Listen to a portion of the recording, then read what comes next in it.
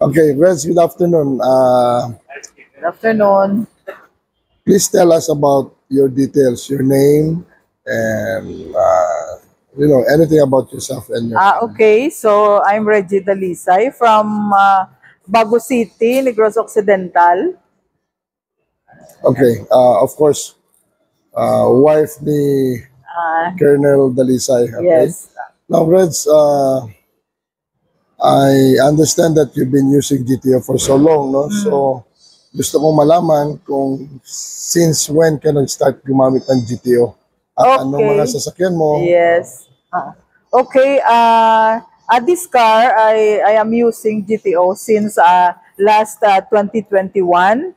And of course, I have another car, Hyundai Accent.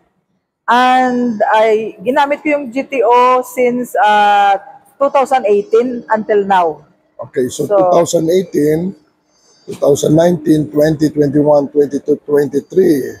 Almost 6 years. Yeah, mag 6 years nitong, to be exact, September. Yeah, September, siguro mga around November or December. Yeah, September exactly. That time na gumamit ako ng GTO sa Hyundai Accent. So ever since, walang change or change? Yeah, walang change oil. And then also, pagbili ko nito, Since yes, 2021. pagbili din, ginamitan ko kaagad ng GTO until now. Okay.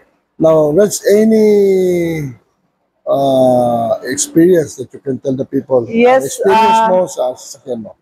Nung una, nung paggamit ko ng GTO doon sa Hyundai Accent ko, so nilagyan talagang, kinunan din namin ng video noon, nakita na talagang itim na itim yung usok. Then after that, na nag-accelerate, then lumabas, nag-video ulit ako, I think mga after a week, clear na, hindi na itim yung usok. At saka yung experience ko nung pag-drive ko, anak ko, ang ganda talaga ng hatak. Sunod nung una, kasi dire-diretso lang, yung highway na dinadaanan ko, nako, masakit pa yung paa ko pag-adjust ng accelerator. Kasi nako, ang ganda talaga ng hatak niya, ang bilis, so konting apak lang ganyan. Ang ganda-ganda talaga. So, and then, sinubukan ko rin, upon using that one, kasi nalaman ko kay Sir Pedix na hindi daw yun iinit yung engine. So may pinuntahan akong lugar from our house. Doon I think mga 20 minutes drive. So pagdating ko doon, huminto ako, pinatay yung engine, binuksan ko kaagad yung hood, at saka talagang yung dipstick kinuha ko, sinubukan ko talaga. Naku, nagtaka yung tao nakakita sa akin. Sabi, bakit hindi talaga mainit, talagang tolerable, warm lang siya, hindi mainit talaga. So totoong-totoo na pag nilagay mo yan sa engine mo, nako, hindi mainit yung Yeah, kasi masyadong mataas ang flash point ng GTO natin. So meaning, sa ordinary oil mo, sa ganung takbo mo, hindi mo na mahawakan yung dipstick. Yes. Now, means the effect of that is maganda talaga ang performance sa engine. Okay. Yes. Now, Reds, kamusta naman yung fuel savings mo? Kung laki din ng fuel savings, how many times from Bacolod to Bago City, talagang pinu-full tank ko yun. And then nakita ko talaga na ang laki ng savings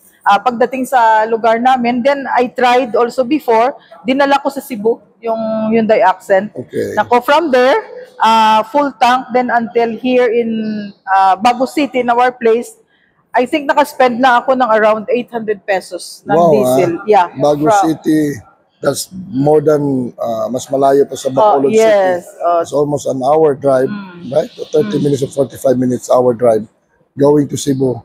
Back and forth, 800 lang. Yes, Bagay po tama. May mga record pa ako niyan, sir, kasi ko talaga. So, i-summarize ko, no? You started using GTO since 2018. So, Yes. that's almost 6 years.